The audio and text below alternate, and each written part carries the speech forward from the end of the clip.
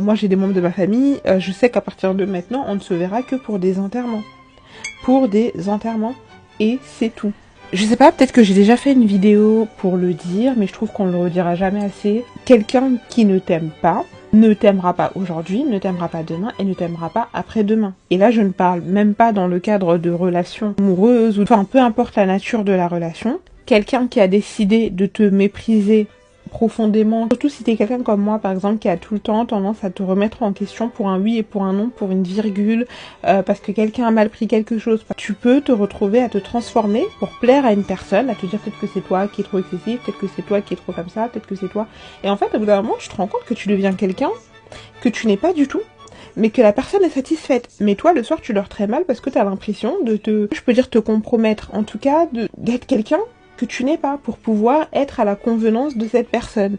Et là, notamment, mais le cas qui me vient naturellement en tête, moi, c'était notamment c'est une responsable, une de mes premières responsables, c'est une responsable adjointe, une boutique de prêt-à-porter qui me détestait. Et en fait, elle me le disait pas clairement, mais tout ce que je disais était tourné en dérision. Tout ce que j'étais était sujet à des réflexions. Et il fallait surtout pas que je dise quoi que ce soit, parce que du coup, faut pas apprendre. Et en plus, le pire, c'est qu'après, t'as tous les hypocrites, tous les petits suceurs, là, autour qui te disent, non, mais tu sais, elle est pas méchante, elle est juste comme ça, il faut pas faire attention, etc. Parce que tu auras toujours des gens qui sucent ces gens-là. Donc toi, du coup, voilà. Des atteintes physiques, des trucs qui, normalement, ne devraient même pas, mais bon.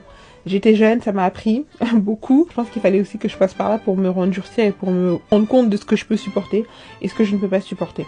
Mais après ça, tu le retrouves aussi dans le cadre de l'amitié, par exemple, tu vois. Intégrer un groupe d'amis ou un cercle de personnes. Et en fait, tant que toi, tu ne seras pas comme ça ou comme ça, ces personnes ne t'accepteront pas. Et des fois, tu sais, c'est des trucs, oui, il faut que tu sois comme ça pour entrer dans un certain cercle et tout. Soit t'acceptes pas, mais là je parle vraiment de personnes qui ne t'aiment pas et qui vont profiter du fait que tu vas absolument te rapprocher d'elles, tu vas absolument avoir un lien, de te prendre ce qu'il y a de mieux en toi en fait, de te rabaisser, de t'humilier, de voir jusqu'où est-ce que tu peux supporter le manque de respect, quand est-ce que tu vas enfin ouvrir les yeux en fait.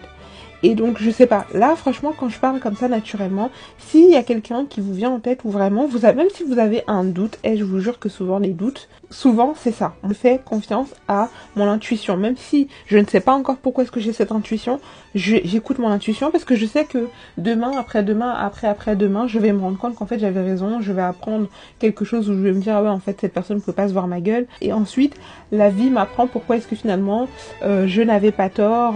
Il y a des gens qui ne vous aiment pas. Il y avait carrément une fille qui avait fait une vidéo, elle m'a un peu étonnée il y a quelques mois de cela. En fait, elle disait, vous savez, parfois vous nous faites passer pour les méchantes, mais il y a des gens juste que